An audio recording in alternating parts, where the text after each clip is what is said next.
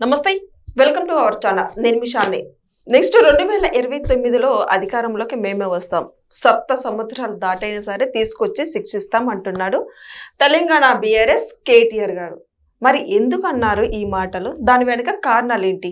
దీని మీదే పూర్తిగా విశ్లేషించడానికి మనతో పాటు స్టూడియోలో ఉన్నారు ప్రముఖ రాజకీయ సామాజిక విశ్లేషకులు సీనియర్ జర్నలిస్ట్ సిఎస్ రావు గారు ఉన్నారు. వారిని అడిగే విషయాలను తెలుసుకునే ప్రయత్నం చేద్దాం. నమస్కారం సార్. నమస్తే సార్, గతంలో మనం జగన్మోహన్ రెడ్డి గారు మాట్లాడిన వ్యాఖ్యలు విన్నాము, కానీ ఇప్పుడు కొత్తగా కేటీఆర్ మాటలు నేను ఇప్పుడే వింటున్నాను సార్. అంటే అధికారంలోకి వచ్చిన తర్వాత సప్త సముద్రాలు దాటైనా సరే తీసుకొచ్చి శిక్షిస్తాం అంటున్నారు. ఏంటి సార్ దాని వెనుక కారణాలు? సేమ్ జగన్మోహన్ రెడ్డి గారు ఏం చెప్తున్నారు, కేటీఆర్ గారు కూడా అదే చెప్తున్నారు. సప్త సముద్రాల అవతల ఉన్న తీసుకొచ్చి మేము శిక్షిస్తాం. మీరు ఎవరెవరు ఇబ్బంది పడుతున్నారో కాంగ్రెస్ కారణంగా మీరందరూ రాసి పెట్టండి, వాళ్ళందరినీ తీసుకొస్తాం అని చెప్పేసి ఆయన దిశానిర్దేశం చేశారు వర్ధన్నపేట సమావేశంలో. ఈ మధ్యకాలంలో కేటీఆర్ గారు పార్టీ రజతోత్సవ వేడుకల కోసం సన్నాహక సమావేశాలు నిర్వహిస్తున్నారు నియోజకవర్గాల వారీగా. ఆ సందర్భంగా వర్ధన్నపేటకి వెళ్ళారు, అంతమంది పరకాలకు వెళ్ళారు, బోధన ఇట్లా మొత్తం రాష్ట్ర వ్యాప్తంగా ఆయన క్యాడర్ తోటి రివ్యూ సమావేశాలు పెట్టుకుంటున్నారు. సంస్థాగతంగా బలోపేతం కావడానికి, పార్టీని బలోపేతం చేయడానికి కానీ వీటన్నిటికీ ప్రయత్నం చేస్తూ ఉన్నారు. ఆ సందర్భంగా క్యాడర్ ఒక దిశానిర్దేశం చేస్తూ ఆయన అన్నటువంటి మాటలు ఇవి. ఇది రాబోయే రోజుల్లో మనం అధికారంలోకి వస్తున్నాం, అసలు ఎందుకు గెలిపించాం రేవంత్ రెడ్డి అని చెప్పి ఇంట్లో ప్రతి వాళ్ళు బాధపడుతున్నారు, అన్ని ఇళ్లలో అదే బాధపడుతున్నారు. ఎలక్షన్లు ఎప్పుడు వస్తే అప్పుడు ఇమీడియట్గా కేసీఆర్ గారిని సీఎం చేయాలని చెప్పి రెడీగా ఉన్నారు. కాబట్టి మనమే వచ్చేస్తున్నాం. వచ్చిన తర్వాత ఎవరెవరైతే అధికారులు మిమ్మల్ని ఇబ్బంది పెట్టారో, ఎవరు లీడర్లు ఇబ్బంది పెట్టారో వాళ్ళందరినీ లిస్ట్ అవుట్ చేసి మనం సప్త సముద్రాల అవతలున్న లాక్కొచ్చి మనం శిక్షిద్దాం అని చెప్పేసి అంటున్నారు. అంతకుముందు కేటీఆర్ గారు రప్ప రప్ప అని కూడా అన్నారు, అది కూడా అన్నారు రప్ప రప్ప అని. అక్కడేమో రప్ప రప్ప అని ఏకంగా బ్యానర్సే కట్టారు, హోర్డింగ్సే కట్టారు. గంగమ్మ జాతరలో పొట్టేళ్ళ నరికినట్టు రప్ప రప్ప అని చెప్పి ఆయన మాట్లాడడం జరిగింది.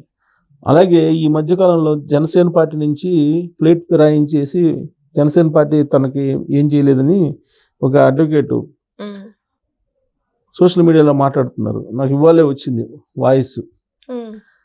2029 ఎన్నికల్లో జగన్మోహన్ రెడ్డి గారు అధికారంలోకి వస్తున్నట్టు ఫలితాలు వెలువడిన వెంటనే ఆ కౌంటింగ్ కేంద్రాల నుంచే ఇంటికి చేరుకునే లోపల ఎమ్మెల్యేలు జిల్లాలో కనీసం 3-4 లేచిపోతారు, లేపేస్తారు, 3-4 లేపేస్తారు.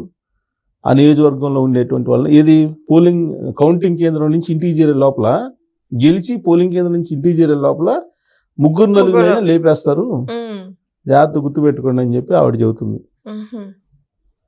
అంటే ఇదంతా ప్రభుత్వంలో ఉండేటువంటి వాళ్ళని బెదిరించడం, మేమేదో వస్తాం మిమ్మల్ని చేస్తాం అని చెప్పి బెదిరించడం, ఇవి ప్రజాస్వామ్యంలో పద్ధతి కాదు.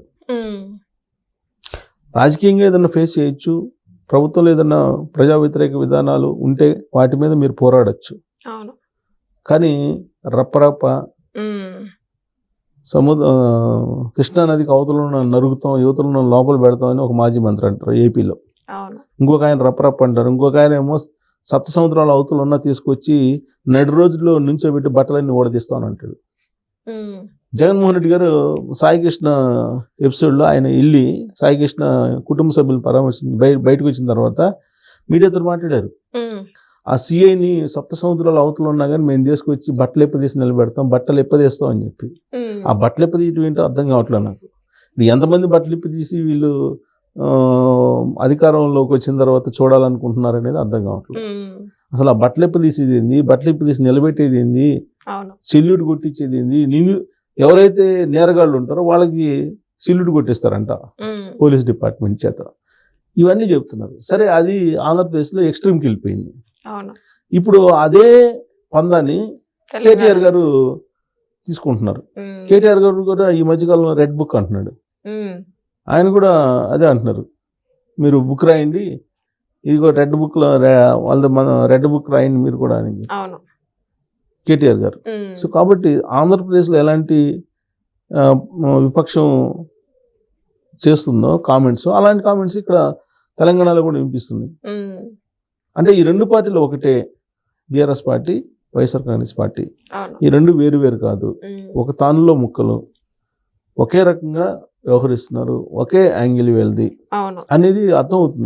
చాలా కాలంగా వినిపిస్తుంది. ఇప్పుడు అందుకే కేసీఆర్ గారు తెలంగాణ ముఖ్యమంత్రి అయినప్పటికీ అప్పట్లో 2014 నుంచి 2023 వరకు, 2014 నుంచి 2019 మాత్రం ఆంధ్ర వైపు చూడలేకపోయారు. 2019లో జగన్మోహన్ రెడ్డి గారిని కూర్చోబెట్టడానికి ఆయన సర్వశక్తులు ఒడ్డారు. సామ దాన భేద దండోపాయాలన్నింటినీ ఉపయోగించి జగన్మోహన్ రెడ్డి గారిని ఆంధ్రప్రదేశ్ ముఖ్యమంత్రిని చేసి కూర్చోబెట్టారు.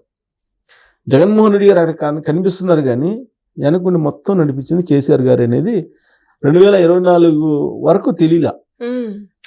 చాలా మంది అర్థం చేసుకోలేదు. ఎప్పుడైతే 3 రాజధానులు అన్నారో అప్పుడు కూడా ఇది కేసీఆర్ గారు చేసిన ప్లాను, జగన్మోహన్ రెడ్డి గారి ద్వారా చేపిస్తున్నారు అనేది కూడా గ్రహించలేకపోయారు చాలా మంది. ఎప్పుడు గ్రహించారు? తెలంగాణ అసెంబ్లీలో ఆయన మాట్లాడారు, అమరావతి కూలిపోయింది, మనం బాగున్నాము, ఆంధ్రప్రదేశ్లో ఎకరం అమ్మితే ఒకప్పుడు మనం తెలంగాణలో 3 ఎకరాలు వచ్చేది, ఇప్పుడు తెలంగాణలో ఎకరం అమ్మితే 100 ఎకరాలు వస్తుంది ఆంధ్రప్రదేశ్లో అని ఎప్పుడైతే అంటం మొదలు పెట్టాడో అప్పుడు ఆంధ్రప్రదేశ్ ప్రజలకు అర్థమైంది, ఓ జగన్మోహన్ రెడ్డి గారిని ముఖ్యమంత్రిని చేసి కేసీఆర్ గారు ఆడుతున్న నాటకం ఆంధ్రప్రదేశ్ మీద అని చెప్పి అర్థమైంది. అప్పుడు దాకా కేసీఆర్ గారు చెప్పింది విన్నారు. 2019లో మరి జగన్మోహన్ రెడ్డి గారిని గెలిపించింది ఎవరంటే కేసీఆర్ గారే. కేసీఆర్ గారు అన్ని రకాలుగా సపోర్ట్ చేసి గెలిపించి కూర్చోబెట్టారు. ఆయన కూర్చోబెట్టి ఇక్కడి నుంచి అన్ని చేశారు. అమరావతి కూలిపోయింది, మనం బాగున్నాం, ఇదే కదా చెప్పింది.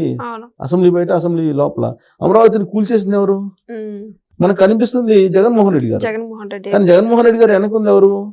కేసీఆర్ గారు. లేదంటే ఆ మాట అంటారు అమరావతి కూలిపోయిందని. సో కాబట్టి ఈ మొత్తం తెలుసుకునేటప్పటికి పుణ్యకాలం కాస్త అయిపోయింది ఆంధ్రప్రదేశ్ ఓటర్లకి. 2019 నుంచి 2024 వరకు చూశారు. అందుకే 2024లో చంద్రబాబు నాయుడు గారిని 164 మంది ఎమ్మెల్యేలతో గెలిపించారు కూటమి తరఫు నుంచి. సో ఇప్పుడు మళ్ళీ మేము మళ్ళీ అధికారంలోకి వస్తామని అక్కడ అంటున్నారు, ఇక్కడ అంటున్నారు. సరే వచ్చిన తర్వాత ఏం చేస్తారంటే రప్పరప్ప అని చెప్పి అంటున్నారు, రప్పరప్ప అంటున్నారు. ఇప్పుడు వీళ్ళేమన్నా సప్త సముద్రాల అవతల ఉన్నా కానీ తీసుకొచ్చి మేము నిలబెడతాం, శిక్షిస్తాం, కొడతాం అని చెప్పి అంటున్నారు. సో అక్కడ ఇక్కడ రెండు ఒకటే, బీఆర్ఎస్ పార్టీ అలాగే వైఎస్ఆర్ కాంగ్రెస్ పార్టీ. అసలు వాళ్ళిద్దరు కలిసి పోటీ చేసే రోజులు కూడా రాబోతున్నాయి రాబోయే రోజుల్లో. ఇప్పుడు హైదరాబాద్కి ఆయన షిఫ్ట్ అవుతున్నాడు జగన్మోహన్ రెడ్డి గారు. షిఫ్ట్ అయిన తర్వాత ఖచ్చితంగా ఈ రెండు పార్టీలు, అక్కడ ఆంధ్రప్రదేశ్లో బీఆర్ఎస్ పార్టీ కార్యాలయం ఉంది, ఇక్కడ వైఎస్ఆర్ కాంగ్రెస్ పార్టీ కార్యాలయాన్ని ఓపెన్ చేస్తున్నారు. కాబట్టి వీళ్ళది కలిసి రాబోయే రోజుల్లో ఈ ముసుగు తీసేసి కలిసి ప్రజల్లోకి వస్తే బెటర్. ముసుగెందుకు? ముసుగు అవసరం లేదు కదా. ప్రజలు ఆదరిస్తే ఓకే, వాళ్ళు అనుకున్నట్టు సప్త సముద్రాల అవతల ఉన్న వాళ్ళని కూడా తీసుకొచ్చి కొట్టచ్చు, నరకచ్చు, చంపచ్చు, ఏదైనా చేయొచ్చు వాళ్ళు చెప్తుంది అనమాట. దానికి యాక్సెప్ట్ చేసి ప్రజలు కనుక అధికారం ఇస్తే, లేదు అని అంటే ఎవరు వాళ్ళ పాటికి వాళ్ళు ఉంటారు, వీళ్ళ పాటికి వీళ్ళు ఉంటారు. సో కాబట్టి ప్రజలు ఆలోచించాలి వీళ్ళు చేసేటువంటి వ్యాఖ్యలు. అక్కడ వైఎస్ఆర్ కాంగ్రెస్ పార్టీ అంటే ఇక్కడ కేటీఆర్ గారు కూడా ఇదే భాష ఉపయోగిస్తున్నారంటే రాబోయేటువంటి రోజుల్లో అధికారం చాలా దూరంగా ఉందనేది కేటీఆర్ గారికి అర్థమవుతుంది. లేదంటే అలాంటి భాష రాదు. అధికారం వస్తుంది అనేటువంటి నమ్మకం ఉంటే అలాంటి భాష రాదు. అలాంటి భాష వస్తుందని అంటే అభద్రతా భావం ఉంది. Thank you sir.